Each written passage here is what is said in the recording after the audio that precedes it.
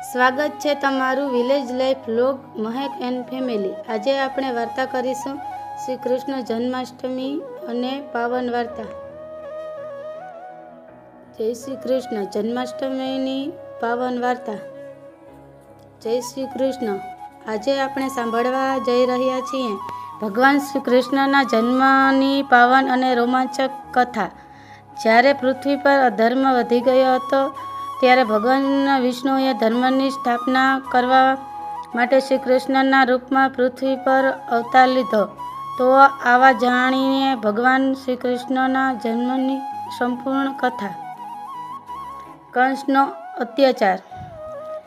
દ્વાપર યુગમાં મથુરા નગરીમાં કંસ નામનો એક અત્યાચારી રાજા હતો। કંસ ખૂબ જ શક્તિશાળી હતો, પરંતુ એ અત્યંત ક્રૂર અને અધર્મી હતો। તેની પ્રજામાં તેને અત્યાચારથી ભય ફેલાયેલો હતો। દેવકી અને વસુદેવના લગ્ન। કંસની બહેન દેવકીના લગ્ન યદુવંશી મહારાજ વસુદેવ સાથે થયા। લગ્ન પછી કંસ પોતે જ પોતાની બહેનને દેવકી અને વસુદેવને રથમાં બેસાડીને તેમના સાસરે લઈ જતા હતા, પરંતુ રસ્તામાં અચાનક આકાશવાણી થઈ, હે કંસ, જેને તું પ્રેમથી વિદાય આપી રહ્યો છે તેની 8મી સંતાન જ તારા મૃત્યુનું કારણ બનશે। આ સાંભળીને કંસનો હોશ ઉડી ગયો। કંસ તરત જ દેવકી અને વસુદેવને કારાગૃહમાં કેદી કરી લીધો। 6 સંતાનોનો વધ। કંસને પોતાની જિંદગીનો ભય સતાવતો હતો। દેવકીના એક પછી એક સંતાનનો જન્મ થયો અને કંસ તેમના પર ક્રૂરતા કરી। આ રીતે દેવકીના 6 સંતાનો કંસે મારી નાખ્યા। 7મો ગર્ભ।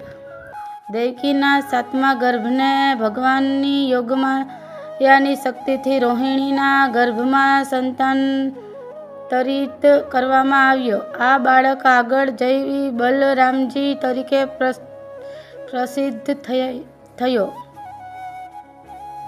શ્રી કૃષ્ણનો જન્મ। હવે આવ્યો છે પાવન સમય। કૃષ્ણ પક્ષની અષ્ટમીની મધ્યરાત્રિએ મથુરાના કારાગૃહમાં ભગવાન શ્રી કૃષ્ણનો જન્મ થયો। તેમના જન્મ સમયે સમગ્ર વાતાવરણ દિવ્ય બની ગયું।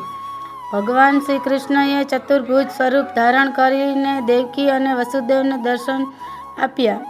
ભગવાનનો આદેશ। ભગવાને વસુદેવજીને કહ્યું, મને ગોકુળ લઈ જાઓ અને ત્યાં નંદબાબાના ઘરે જન્મેલી બાળકી સાથે મને બદલી લાવો। ભગવાનની આજ્ઞા સાંભળીને વસુદેવજી તૈયાર થઈ ગયા। કારાગૃહના દરવાજા ખુલે। ભગવાનની માયાથી કારાગૃહના બધા જ રક્ષકો ગાઢ નિદ્રામાં સૂઈ ગયા। કારાગૃહના ભારે દરવાજા આપોઆપ ખુલી ગયા। વસુદેવજી કૃષ્ણને ટોપલીમાં લઈ ગોકુળ તરફ નીકળી પડ્યા। યમુના પાર।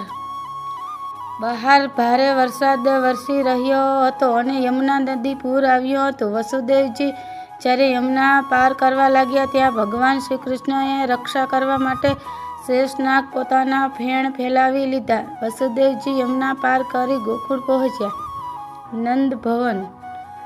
ગોકુળમાં તે સમયે યશોદા મૈયાએ એક બાળકી યોગમાયાને જન્મ આપ્યો હતો। વસુદેવજીએ શ્રી કૃષ્ણને યશોદાજીની પાસે સુવડાવ્યા અને ત્યાં યોગમાયાને લઈ પાછા મથુરા આવી ગયા। કંસને ખબર પડે। જ્યારે કંસને દેવકીના 8મા સંતાનની જન્મ ખબર પડી ત્યારે તે કારાગૃહમાં આવ્યો, પરંતુ જ્યારે તેણે બાળકીને પથ્થર પર પટકાવવાનો પ્રયાસ કર્યો ત્યાં તે બાળકી આકાશમાં પ્રગટ થઈ દેવીના સ્વરૂપમાં દેખાઈ। દેવીની વાણી। દેવીએ કંસને કહ્યું, હે કંસ, તારો વધ કરનાર જન્મ લઈ ચૂક્યો છે અને તે હવે તારી પહોંચની બહાર છે। આ સાંભળીને કંસ ચિંતિત થઈ ગયો। ગોકુળમાં આનંદ। બીજી તરફ ગોકુળમાં નંદબાબાએ ઘરે આનંદ છવાઈ ગયો।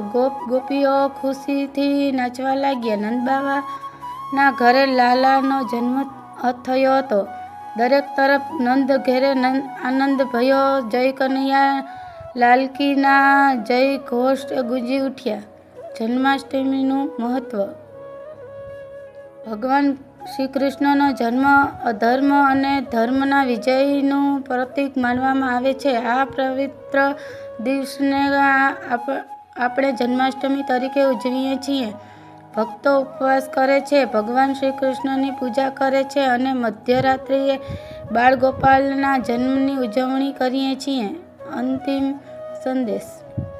ભગવાન શ્રી કૃષ્ણએ આ પાવન કથા સાંભળીને શીખવે છે કે જ્યાં અધર્મ વધે છે ત્યાં ધર્મની સ્થાપના અવશ્ય થાય છે. ચાલો આપણે સૌ ભગવાન શ્રી કૃષ્ણને સત્ય, પ્રેમ અને ધર્મના માર્ગ પર ચાલવાનો સંકલ્પ કરીએ. બોલો શ્રી કૃષ્ણ ભગવાનની જય. જય શ્રી કૃષ્ણ. શ્રી કૃષ્ણ જન્માષ્ટમીની આપ સૌ હાર્દિક શુભકામના. જય શ્રી કૃષ્ણ.